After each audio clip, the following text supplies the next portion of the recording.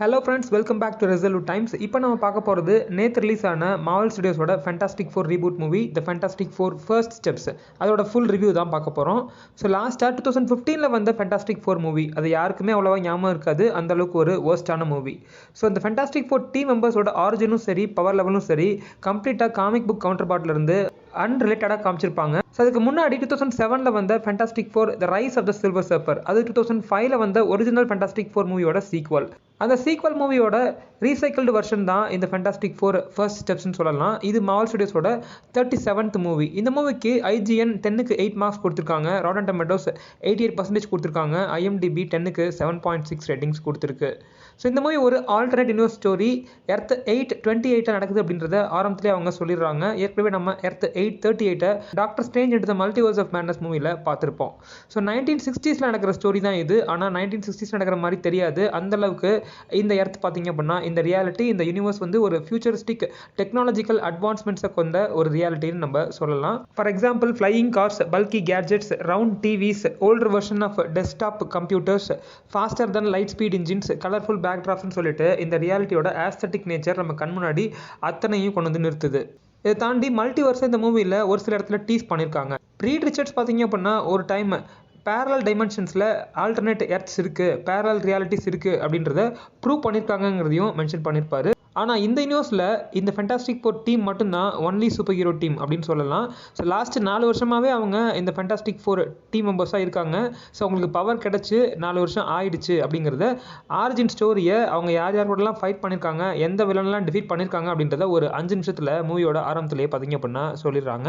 So அந்த villains லிஸ்ட்டில் red ghost and his apes அந்த டீமு, அதுக்கப்புறம் சப்டரேனியா அப்படின்ற ஒரு இடத்த சேர்ந்த ஒரு வில்லன் மோல் மேன் அப்படின்னு சொல்லலாம், அந்த வில்லனை டிஃபீட் பண்ணியிருக்காங்க அப்படின்ற மாதிரிலாம் டீஸ் பண்ணியிருக்காங்க. பட் ஃபேண்டாஸ்டிக் ஃபோரோட ஒரு மேஜர் வில்லன் ரேமதாத், ஸோ அதை பார்த்தீங்க அப்படின்னா இந்த மூவியில் நமக்கு காமிக்கவே இல்லை. ஸோ அது யாருன்னு தெரியும் நினைக்கிறேன், கேங் த கான்குரரோட ஒரு வேரியண்ட். ஃபியூச்சரில் திரும்பவும் நம்ம கேங் த கான்குரர் அப்படின்ற கேரக்டர் எடுத்து வருவாங்களா, அப்படி இல்லாட்டினா இந்த கேரக்டரோட வேரியண்டான ரேமதாத் கூட நம்ம fantastic four team members fight பண்ணுவாங்களா அப்படின்றத. ஃபேண்டாஸ்டிக் ஃபோர் டீம் மெம்பர்ஸ் ஒரிஜினலாக ஆஸ்ட்ரோனட்ஸாக இருந்திருக்காங்க, ஒரு ஸ்பேஸ் மிஷனுக்காக போயிருக்காங்க. அப்போ பார்த்தீங்க அப்படின்னா காஸ்மிக் பிளாட்ஸால் தாக்கப்பட்டு அவங்களுக்கு சூப்பர் பவர்ஸ் கிடச்சிருக்கு. ஸோ அவங்க பாடியில் பார்த்தீங்க அப்படின்னா இருக்கிற செல்ஸ் வந்து மியூட்டேட் ஆகி அவங்களோட டிஎன்ஏல ஒரு சில ஜெனட்டிக் மாடிஃபிகேஷன் செஞ்சு கொடுத்துருக்கு. அதனால தான் அவங்களுக்கு சூப்பர் பவர்ஸ் கிடச்சிருக்கு. அவங்க சூப்பர் ஹீரோஸாக மாறி கடந்த 4 வருஷமாக மக்களுக்கு நல்லா செஞ்சுருக்காங்க, எர்த்தை சேவ் பண்ணியிருக்காங்க, ப்ரொடெக்ட் பண்ணியிருக்காங்க. ஸோ அதை தாண்டி இந்த 4 மெயின் கேரக்டர்ஸ் இந்த ஃபேண்டாஸ்டிக் ஃபோர் டீம் மெம்பர்ஸ் பார்த்தீங்க அப்படின்னா ஒருத்தவங்க பர்ஃபெக்டாக கனெக்ட் ஆயிருக்காங்க. அது அவங்க பர்ஃபார்மன்ஸ்லேயே நமக்கு தெரிஞ்சிருக்கு. ஸோ இதுதான் பார்த்தீங்க அப்படின்னா ஃபேண்டாஸ்டிக் ஃபோர் டீம் மெம்பர்ஸை மார்வலோட ட்ரூ ஃபர்ஸ்ட் ஃபேமிலி அப்படின்னு சொல்கிறதுக்கு காரணமாகவும் இருக்குது. ஸோ குறிப்பாக சொல்லணும் அப்படின்னா இந்த relationship between Reed Richards and Sue Storm அதை பார்த்தீங்க அப்படின்னா நிறையாவே எக்ஸ்ப்ளோர் பண்ணியிருக்காங்க. குழந்தை பிறந்ததுலேருந்து அந்த குழந்தைக்கு வந்த ஆபத்துலேருந்து அவங்க எப்படி அதை காப்பாற்ற போகிறாங்க, 2 பேத்துக்கும் ஏற்படுற அந்த கான்ட்ரவர்சிஸ் இதெல்லாம் அழகாக சொல்லப்பட்டிருக்கு. குறிப்பாக கெலாக்டஸோட ஹெரால்டான சில்வர் சல்ஃபர் அந்த குழந்தையை குறி வைக்கிறத தெரிஞ்சுக்கிட்ட சியூ ஸ்ட்ராம் பார்த்தீங்க அப்படின்னா அதுக்கு ரீட் ரிச்சர்ட்ஸ் கிட்ட ஜஸ்டிஃபிகேஷன் கேட்கறதுலேருந்து பார்த்தீங்கன்னா அந்த ரிலேஷன்ஷிப்போட ஆழமும் அர்த்தமும் நமக்கு புரிய வருது. இன்னும் தெளிவாக சொல்லணும் அப்படின்னா this movie is not about how you save the world but how you save your family while you are trying to save the world அப்படின்ற கான்செப்டை தான் தெளிவாக இந்த மூவியில் நமக்கு காமிச்சிருக்காங்க. ஸோ கேரக்டர்ஸ் பற்றி நம்ம சொல்லணும் அப்படின்னா ரீட் ரிச்சர்ட்ஸ் அப்படின்ற கேரக்டரில் பெட்ரோ பாஸ்கல் ரொம்பவே அற்புதமாக பர்ஃபார்ம் பண்ணியிருக்காரு. எக்ஸலண்ட்டான ஒரு scientist, the smartest man in the world அப்படின்ற மாதிரி டாக்டர் ஸ்ட்ரேஞ்ச் அந்த மல்டிவர்ஸ் ஆஃப் மேட்னஸ் மூவியில் சார்ல்ஸ் எக்ஸ் சேவியர் ஜான் கிரசன்ஸ்கியோட ரீட் ரிச்சர்ட்ஸை இன்ட்ரடியூஸ் பண்ணுவார்ல, அந்த வார்த்தைக்கான முழு மீனிங்கை நம்ம பெட்ரோ பாஸ்கலோட ரீட் ரிச்சர்ட்ஸ் வெர்ஷனில் பார்க்கலாம். ஸோ நிறைய விஷயங்கள் தியரிஸ் பண்ணுறாரு, நிறைய விஷயங்களை சிந்திக்கிறாரு, ஆன்சரும் பண்ணுறாரு எக்கச்சக்க கொஸ்டினுக்கு. ஸோ அதுக்கப்புறம் சியூ ஸ்ட்ராம் இந்த டீமோட ஸ்ட்ராங்கஸ்ட் பேக் போன் அப்படின்னு சொல்லலாம், ஒரு ஸ்ட்ராங்கஸ்ட் மெம்பர்னு சொல்லலாம். இந்த டீமை தூக்கி நிறுத்துறது, கட்டமைத்து ஒருங்கிணைத்து வைக்கிறதே நம்ம சியூ ஸ்ட்ராம் தான். வெனஸா கெர்பி அந்தளவுக்கு அழகாக பர்ஃபார்ம் பண்ணியிருக்காங்க. ஸோ அதுக்கப்புறம் ஜானி ஸ்ட்ராம் வழக்கமாக இந்த கேரக்டருக்கான அந்த கேயாட்டிக் நேச்சர் பட் அந்த சார்மிங் பர்சனாலிட்டி இருக்குது. So Ben Grimm quite and good heart of the team அப்படின்னு சொல்லலாம். ஸோ இந்த செல் மியூட்டேஷனால தன்னோட பிசிக்கல் அப்பியரன்ஸ் மாறினாலும் மனதளவில் அவர் மாறல அப்படின்றது மட்டும் தெரியுது. ஸோ ஒரு ஆக்டரும் பார்த்தீங்க அப்படின்னா ரியலைஸ் பண்ணி அந்த கனெக்ஷன் பிட்வீன் த கேரக்டர்ஸை அழகாக காமிச்சிருக்காங்க, அற்புதமான பெர்ஃபார்மன்ஸை கொடுத்துருக்காங்க. ஸோ அதை தாண்டி கடைசியாக முக்கியமான இந்த ஃபேமிலியோட ஒரு மெம்பர் ஃப்ராங்க்லின் ரிச்சர்ட்ஸ் அந்த குழந்தை. ஸோ இந்த ஃப்ராங்க்லின் ரிச்சர்ட்ஸ்க்கு ஒரு சிஸ்டரும் இருக்குது, வெலேரியா ரிச்சர்ட்ஸ் சொல்லிட்டு, அதையும் பார்த்தீங்க அப்படின்னா டீஸ் பண்ணியிருக்காங்க.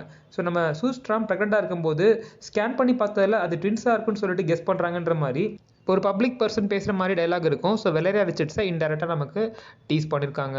இன்னும் எக்ஸாக்டாக சொல்லணும் அப்படின்னா இந்த ஃபென்டாஸ்டிக் ஃபோர் டீம் மெம்பர்ஸ் பார்த்தீங்கன்னா அவங்களோட பவர்ஸு அவங்க எப்படி க்ரைம் ஃபைட் பண்ணுறாங்க அப்படின்றதுக்கான மூவி இது கிடையாது. ஸோ அவங்க ஒருத்தர் எப்படி ப்ரொடெக்ட் பண்ணுறாங்க, ஒருத்தர் இல்லாமல் ஒருத்தர் இல்லை அப்படின்றது தான் அந்த டீமுக்கான அர்த்தமாக நமக்கு காமிக்கப்பட்டிருக்கு. ஸோ மூவியில் கொஞ்சம் கம்மியான ஃபைட்ஸ் தான் இருக்குது. It's not a completely action packed movie, but it is a movie with moments full of characters அப்படின்னு தான் நம்ம சொல்லணும். அதுக்கப்புறம் முக்கியமான ஒரு கேரக்டர் இந்த மூவியோட வில்லன்ஸ் கெலாக்டஸ் அண்ட் சில்வர் சர்ஃபர். முதல்ல சில்வர் சர்ஃபருக்கு போயிடுவோம், ஏன்னா அவங்க தான் ஹெரால்ட் ஆஃப் த வில்லன். இந்த கேரக்டர் நல்லா டெவலப் பண்ணியிருக்காங்க. ஷல்லாபால் அப்படின்ற வெர்ஷன் ஆஃப் சில்வர் சர்ஃபர் நம்ம ஜூலியா கார்லண்ட் போர்ட்ரே பண்ணியிருக்காங்க. பர்ஃபார்மன்ஸ் பார்த்தீங்க அப்படின்னா நல்லா இருக்குது. ஆனால் அப்பியரன்ஸ் ரொம்பவே ஷைனியாக கிளாஸியாக இருக்குது. ஸோ 2007 வந்த Norrin Radd version of Silver Surfer மாதிரி காட்டியிருக்கலாம். பட் ரொம்பவே கிறிஸ்டலைஸ் பண்ணி இந்த அப்பியரன்ஸை காமிச்சது ஒரு நெகட்டிவ்னு நம்ம சொல்லலாம். அதுக்கப்புறம் முக்கியமான வில்லனான கெலாக்டஸ் ஒரு வில்லன் கிடையாது அப்படின்றத டைரக்டர் மேட் ஷாக்மனே சொல்லியிருக்காரு. ஸோ அதுக்கு என்ன மீனிங் நான் சொல்லிடுறேன். காமிக் புக்கில் பார்த்தீங்க அப்படின்னா கெலாக்டஸோட ரோலே காஸ்மிக் பேலன்ஸை மெயின்டைன் பண்ணுறது தான். ஸோ அவர் ஒரு சில வேர்ல்ட்ஸை டிவோட் பண்ணுறாருல, அப்போ தான் யூனிவர்ஸில் ஈக்லிபிரியம் மெயின்டைன் ஆகும், ஒரு நியூட்ரலிட்டி இருக்கும் அப்படின்றதுக்கான அர்த்தம் தான். பட் இந்த மூவியில் அதை தொடாமல் விட்டாங்க. It is an untested concept. அப்படி நம்ம பார்க்கும்போது நமக்கு கெலாக்டஸ் இந்த மூவியில் வில்லனாக தான் தெரியும். ஒரு காஸ்மிக் என்டைட்டியாக இருந்துக்கிட்டு கடைசியில் சாதாரண ஹியூமன் மெம்பர்ஸால் டிஃபீட் பண்ணப்படுறதுங்கிறது ஒரு லூசண்டாக நமக்கு தெரியுது. ஸோ ஓப்பனிங் ஸ்ட்ராங்காக இருக்குது. கெலாக்டஸ் எந்த அளவுக்கு டெரிஃபையான வில்லன், ஒரு மேசிவ் பீயிங், ஒரு காஸ்மிக் என்டைட்டி, ஒரு சூப்பர் பவர்டு பீயிங் அப்படின்ற மாதிரி காமிச்சிருக்காங்க. ஈவன் அந்த யூனிவர்ஸ் தோன்றதுக்கு முன்னாடி இருந்தே கெலாக்டஸ் இருந்துட்டு இருக்கான் அப்படின்றதெல்லாம் ரீட் ரிச்சர்ட்ஸ் கரெக்டாக கணிச்சு சொல்கிறாரு. அப்படி இருக்கும்போது கடைசியில் சாதாரண ஒரு போர்ட்டல் வழியாக சியூஸ்ட்ராமோட ஃபோர்ஸ் ஃபீல்ட்ஸ் பவரால் தள்ளப்பட்டு காணாமல் போகிறது அப்படின்றது கொஞ்சம் வீக் எண்டிங்காக எனக்கு தெரிஞ்சிச்சு. ஈஸியாக கெலாக்டஸை டிஃபீட் பண்ணிட்டாங்க.